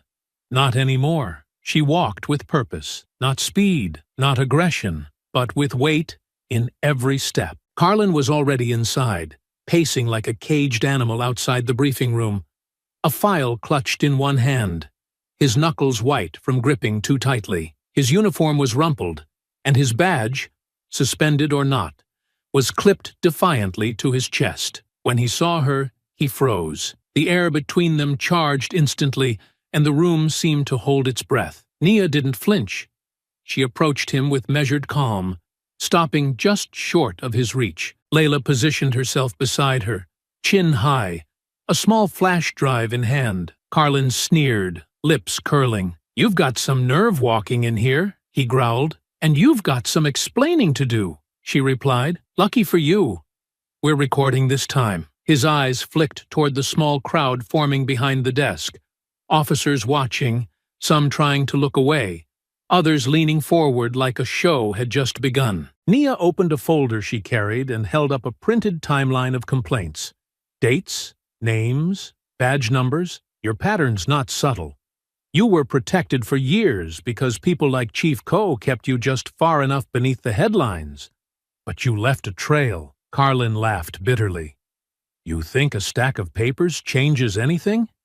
You think they care about your little charts? Layla stepped forward, voice firm. They'll care about the Federal Review team sitting 2 blocks from here, watching everything that happens in this building today. They'll care about the class action motion that's being filed with the Superior Court. They'll care about the City Council's vote next week to audit the entire department's Internal Affairs Division. He looked at her, chest rising. You're bluffing. We're not, Nia said softly, and neither is the camera above your head. Carlin's gaze shot upward. In the corner, near the ceiling, a blinking red light confirmed what he already feared. The press hadn't been allowed inside, but the oversight observers had been, and they'd brought their own cameras. From inside the conference room, someone opened the door.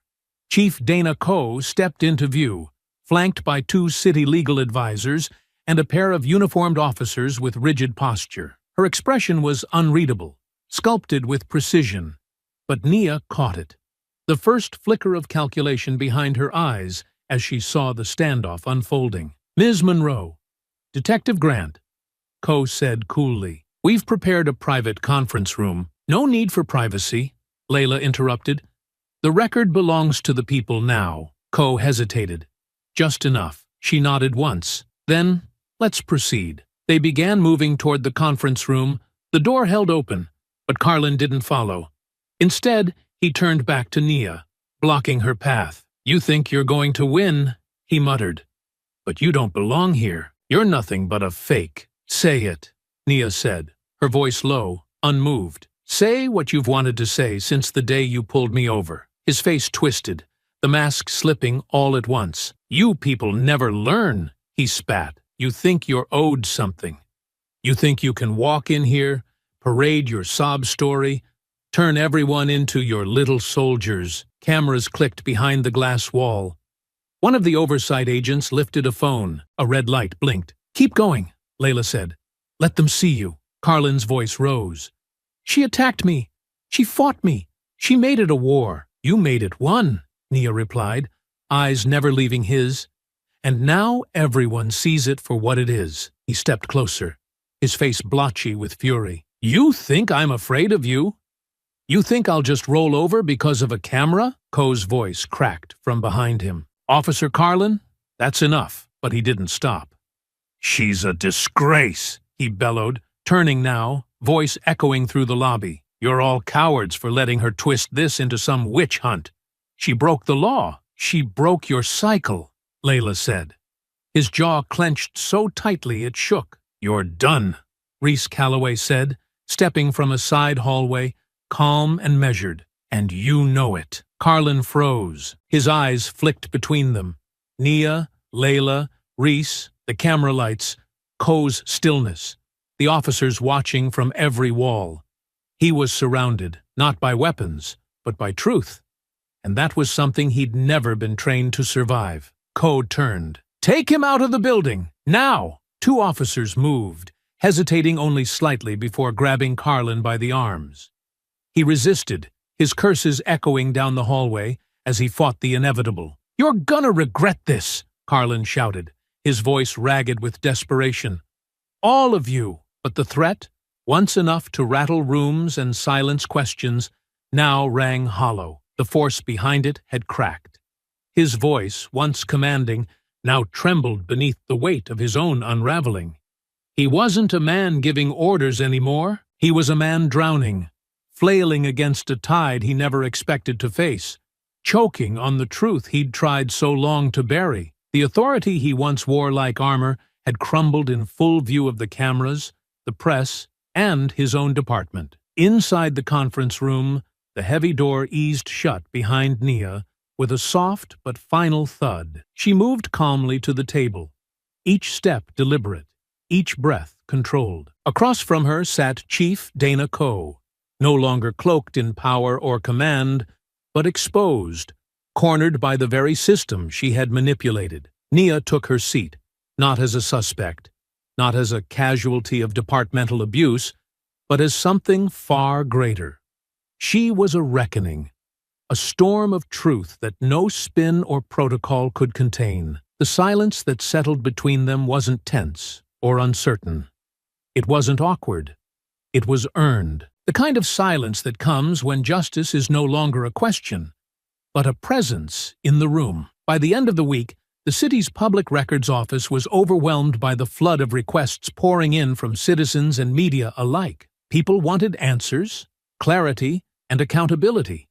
And this time, they refused to be ignored. Files long buried or hidden in dusty archives now surfaced for scrutiny. Every document related to Officer Brett Carlin, once quietly protected, was exposed to the harsh light of public judgment. Internal affairs had transformed overnight from a forgotten backwater into the busiest section of the precinct.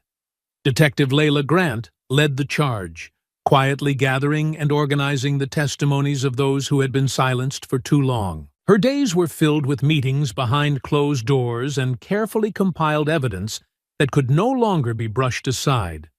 Carlin's record alone contained multiple incidents, each more troubling than the last. Unprovoked assaults, unlawful searches, threats against civilians, and internal cover-ups. The pressure mounted quickly. First came the official suspension, quietly announced but loudly received. Then, just a day later, came Carlin's arrest. He was charged formally on 3 felony counts: assault under color of law, abuse of authority, and tampering with digital evidence. 2 misdemeanors, obstruction of justice and excessive force, were also added. Carlin's expression when they cuffed him was one of stunned disbelief. He looked around for allies, but none stepped forward. Those who had once shielded him now avoided his gaze, unwilling to fall alongside him. The precinct hallways, previously filled with a quiet arrogance, became silent and tense. Officers exchanged wary glances, aware that the ground beneath their feet had shifted. Chief Dana Coe, who had once confidently steered the narrative, now struggled to contain the rapidly unfolding crisis. Her carefully managed public image was crumbling with each revelation. Emails and memos leaked to the press, exposing the extent of her involvement. Former allies distanced themselves, leaving her increasingly isolated. Nia refused to watch from the sidelines. Her injuries had slowly begun to heal, but the reminders were still there. The ache in her ribs, the fading bruises, the stiffness in her wrist. Yet she carried herself with renewed purpose, no longer hesitant or uncertain. She had chosen her battle and knew exactly what she was fighting for. The disciplinary hearing was set for a Tuesday morning in a municipal courtroom filled to capacity. Rows of wooden benches were occupied by journalists, activists, and community members eager for answers. Cameras lined the walls, broadcasting the proceedings to thousands who had followed the case closely. Nia took her seat at the witness table, calmly meeting the gaze of the disciplinary panel in front of her. Detective Grant sat behind her, ready with meticulously organized evidence. The room quieted as Nia began to speak, her voice clear and steady. "I was stopped that evening without cause," she began, looking directly at the panelists. "Officer Carlin had no reason to search my car, no reason to become aggressive, and certainly no justification for assaulting me. But what concerns me most isn't just what he did. It's that he was allowed to do it repeatedly, without consequence." She paused, letting her words settle, then continued, "Chief Coe received multiple complaints and warnings about Officer Carlin's behavior. Each of those complaints was deliberately ignored or buried. This was not an oversight. It was a choice, one that put innocent people at risk every day." A panel member leaned forward slightly, adjusting his glasses. "Ms. Monroe, can you confirm that you have seen documentation directly linking Chief Coe to these cover-ups?" "Yes," Nia responded without hesitation. "Detective Grant has compiled extensive evidence. Chief Coe personally redirected internal investigations, buried official complaints, and allowed Carlin and officers like him to continue abusing their power." A murmur rippled through the crowd. Journalists scribbled furiously in their notepads, and camera shutters clicked rapidly. Chief Coe sat at a separate table, flanked by her attorneys, her carefully controlled expression faltering under scrutiny. Nia glanced briefly in her direction, making it clear that her testimony was not personal. It was about justice. "I came here today because silence allows people like Carlin and Coe to thrive," Nia continued. "I came to ensure no one else has to endure what I did, and that no one else is silenced when they try to speak up." When Nia finished her statement, the room erupted in supportive murmurs and quiet applause. Even the stern faces on the disciplinary panel softened slightly, understanding the gravity of what had been presented. Less than a day later, the pressure became too great. Chief Dana Coe resigned without fanfare, issuing a brief statement that offered no apology or acknowledgement of wrongdoing. Her departure marked a clear turning point. The powerful had become vulnerable, and accountability was finally within reach. Internal affairs moved swiftly. 6 additional officers closely linked to Carlin faced suspension and immediate investigations. One, eager to protect himself, volunteered to testify against his fellow officers in exchange for leniency. The union's attempts at intervention fell short, their defenses collapsing under overwhelming evidence and public outrage. Back at the safe house, Nia stood quietly on the porch as evening settled softly around her. She watched as Reese Calloway approached, carrying another folder in his hand. "The state prosecutor confirmed it today," Reese said as he stopped beside her.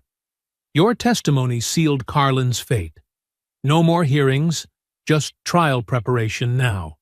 Coe is gone, Carlin's finished, and the others are falling one by one." Nia nodded slowly, her gaze fixed thoughtfully on the shadows stretching across the yard. "But it's not over yet," she said softly. Reese studied her carefully, recognizing the determination still burning quietly within her. "You've done more than enough. Carlin and Coe were the heart of the problem." Nia turned to face him directly, her expression calm but resolute. "They were symptoms, Reese. This department let men like Carlin thrive. We need to change more than just the faces at the top. We have to tear down what allowed them to rise in the first place." He smiled faintly, recognizing the resolve in her eyes. "Then we keep fighting." She took the folder he handed her, gripping it firmly. "We keep going," she agreed quietly, "until we don't have to anymore." Together they stood, side by side, watching darkness fall. The fight wasn't finished, But the hardest battles had already been won, and now, finally, real change felt possible. A cold, steady rain fell gently from a low gray sky, washing away the last remnants of dirt and grime from the streets outside the courthouse. Nia stood beneath the wide stone archway near the main entrance, partially shielded from the drizzle, her coat wrapped tightly around her shoulders. She watched intently, silently, as the heavy courthouse doors swung open. A wave of reporters surged forward, microphones and cameras ready, capturing every moment of the spectacle unfolding in front of them. 2 uniformed officers stepped out first, their expressions grim and focused, followed closely by a familiar figure in shackles. Brett Carlin, his hands cuffed at his waist, chains linking down to his ankles, shuffled awkwardly toward the waiting police van. He kept his eyes downcast, refusing to acknowledge the shouted questions and flashes of the cameras around him. Gone was the defiant posture, the arrogance, the sneer that had once dominated every space he entered. In their place was only anger, raw, humiliated fury, simmering behind tightly pressed lips. Carlin raised his head briefly as an officer opened the van door, and for a fleeting second, his eyes found Nia's. The intensity of his hatred was palpable, burning with a bitterness that no longer carried weight or power. She met his stare evenly, refusing to blink or look away. This wasn't about gloating. It was about closure, about showing him that he no longer held power over her or anyone else. His expression twisted slightly, then faltered. In that brief moment, she saw recognition of defeat. He climbed inside the vehicle, head bowed again, shoulders sagging. The door slammed shut behind him with a resonating finality, and Nia allowed herself a slow, steady exhale. The van pulled away, lights flashing, heading toward confinement, isolation, and accountability. Carlin's reign was over. As the crowd of reporters dispersed, their attention shifting to other stories, Detective Layla Grant stepped quietly up beside Nia, tucking her hands into her pockets. They stood in silence for a few moments, absorbing what they'd witnessed. "It's already spreading," Layla said finally, her voice quiet but firm. "Calls have been coming in from precincts across the state. Officers who've felt silenced for years are reaching out. People are speaking up again, Nia." Nia nodded, watching the van disappear around the corner. "Good. That's exactly what we wanted." Layla turned slightly toward her, concern touching her expression. "That's exactly what we wanted." Layla turned slightly toward her, concern touching her expression. "But you know it won't end here. This case opened doors. It showed people what's possible. They're asking questions we couldn't ask before." "Then let them keep asking," Nia said softly. "We opened the door. Now it belongs to everyone else." They stood quietly again, listening to the gentle rhythm of the rain against the pavement. After a moment, Layla smiled faintly, touching Nia's arm gently. "Thank you," she said quietly, "for everything." Nia smiled back, warmth in her eyes. "We did this together, Layla. None of it would have happened without you." Layla nodded and stepped away slowly, heading back into the courthouse to continue what they had started. Nia watched her go, grateful for the ally she'd found in a place she'd once thought incapable of change. As Nia prepared to leave, another figure appeared at her side. Reese Calloway moved silently up the courthouse steps, hands in the pockets of his long overcoat, his silver hair flecked lightly by the drizzle. He stood beside her quietly for a moment, taking in the sight of the courthouse, the rain, and the peaceful street, now cleared of reporters and cameras. "This isn't just about Carlin anymore," Reese finally said. "It's about the kind of justice that changes entire systems.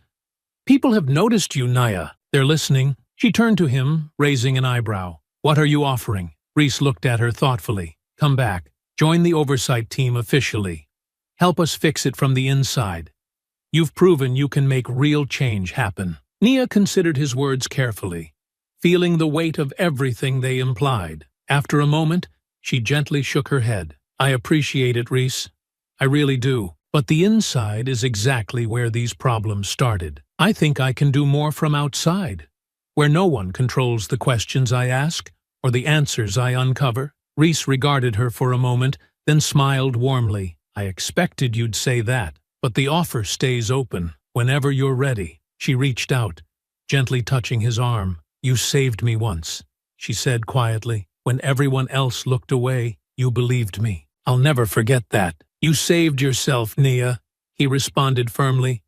"You always did. I just reminded them who you were." She smiled again, briefly, before stepping away from the courthouse steps into the soft rain. As she walked down the street, Nia breathed deeply, feeling lighter than she had in weeks. Her injuries were healing, her steps steadier, her resolve clearer than ever before. This wasn't just about confronting Carlin or Chief Ko. It was about giving a voice back to people like her, to those who'd been silenced, to those who hadn't yet found the courage or strength to fight back. This was only the beginning. She walked through the drizzle, her mind already planning what would come next. The groups she'd help organize, the whistleblowers she'd support, the stories she'd make sure were heard. Because real justice didn't come from a courtroom or a single case. It came from ordinary people willing to demand change, to refuse silence, to insist on accountability no matter the cost. And Nia intended to be there, every step of the way, helping others find the strength she'd fought so hard to reclaim. She didn't look back as the courthouse faded into the mist behind her. The past was done. What mattered now was the future she had chosen. A future defined not by the cruelty she'd faced, but by the courage she had discovered in herself. For the first time since this journey began, Nia Monroe felt truly free. Nia's car eased slowly to a stop alongside the quiet stretch of highway where everything had started. The sun hung low in the sky, bathing the road and surrounding trees in a soft golden glow. It was peaceful now. No flashing lights, no angry voices, no violence echoing through the evening air, just a quiet stretch of pavement, cutting through a dense wall of trees. She stepped out slowly, shutting the door gently behind her, and walked onto the shoulder. Gravel crunched softly beneath her feet, each step steady and deliberate. The injuries that had once made every movement painful were gone. The bruises had faded, her wrist had healed, and her ribs no longer protested when she breathed deeply. But the memories remained, as vivid and intense as they had been the night Officer Carlin's fist connected with her face. Nia stood quietly at the edge of the road, hands resting in her jacket pockets, looking out at the empty highway as though she could still see everything unfolding before her. The blue and red lights of Carlin's cruiser flashing angrily in the darkness, his voice harsh and authoritative. Her own attempts to remain calm even as her instincts warned her that something was terribly wrong. She could still hear the quiet hum of her car's engine, the rustle of leaves disturbed by passing traffic, and finally, the sharp crack of violence that had broken the quiet forever. She let her eyes close briefly, allowing the memories to come, to wash over her one last time, not with fear, but with a newfound strength. She had chosen that night, perhaps without even fully realizing it, not to let silence be her answer. She had chosen not to accept injustice, not to be a victim who would quietly fade into obscurity. Her choice had set off a chain reaction she hadn't anticipated, a chain reaction that rippled outward, uncovering layers of corruption and complicity that had gone unchallenged for far too long. Now she understood clearly. That night had marked a turning point not just for her, but for others as well. Because she had refused silence, others were beginning to speak. Officers who'd once felt powerless were stepping forward. Citizens who'd once feared retaliation were finding their voices. Journalists were now asking difficult questions openly, unafraid of consequences. Change was happening. Not overnight, not easily, but steadily, undeniably, growing stronger with each passing day. Nia opened her eyes again, breathing deeply. She turned slightly, leaning against the hood of her car, feeling the cool metal press against her hip. Her phone buzzed softly in her pocket, and she pulled it out, checking the news alert flashing across the screen. A live video played silently, showing a well-known local news anchor standing outside City Hall, reporting on the rising wave of accountability sweeping through police departments statewide. She turned up the volume slightly, listening carefully as the anchor spoke. Pressure continues to mount on police departments across Georgia in the wake of revelations stemming from the Brett Carlin case. Multiple precincts have announced internal audits, and several senior officials have resigned or been suspended pending investigations. Many are calling this a moment of unprecedented accountability. Civil rights organizations say they won't let up, promising to ensure that the momentum for change doesn't fade. The anchor paused, glancing toward the crowd of protesters behind her, holding signs that read, "Justice Matters," and "No More Silence." As one activist put it earlier today, the anchor continued, "The Carlin case showed us all that silence only protects the powerful. It's time we speak out and demand better from those who serve." Nia smiled faintly, feeling a quiet satisfaction settle inside her chest. This was exactly what she'd hoped would come from that painful night. Real change, meaningful consequences, a powerful wave of voices demanding justice. She hadn't planned for any of this when Carlin first confronted her. She'd simply decided that she would not be broken, that she wouldn't silently disappear into the shadows. And now, she wasn't alone. She slipped the phone back into her pocket and looked out at the quiet highway one last time. The bruises had healed, but the scars would always remind her why the fight mattered. It wasn't just about Carlin or Chief Coe or the precinct. It was about everyone who'd been made to feel powerless and voiceless. It was about giving them back the strength they'd lost, just as she'd reclaimed her own. She climbed back into her car, gently pulling the door closed, and started the engine. The familiar hum was comforting, grounding her once again in the present. She glanced one last time at the empty stretch of road where she'd faced the violence and cruelty she had never imagined would be part of her story. And yet, standing on the other side of it now, she understood how it had shaped her into someone stronger and more determined. She eased the car forward, tires rolling softly over gravel and onto smooth pavement. As the trees blurred past her windows, she felt not bitterness, but clarity. The road ahead wasn't about surviving. It was about helping others do the same. Her story had inspired action. Now, it was her turn to inspire others. She drove away from that quiet stretch of highway with a newfound purpose.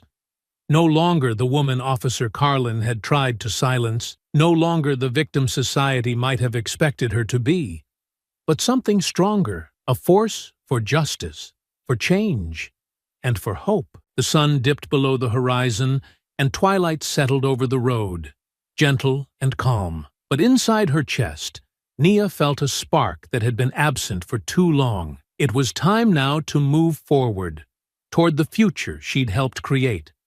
A future defined by voices speaking loudly, truthfully, unafraid. She pressed down on the accelerator, letting the road carry her onward. Behind her lay the quiet place, where silence had been broken forever. Ahead lay the promise of justice, not just for her, but for everyone who had been waiting patiently for someone brave enough to say, "No more." And for the first time since it all began, Nia Monroe knew exactly who she was and who she intended to become. I hope you enjoyed that story.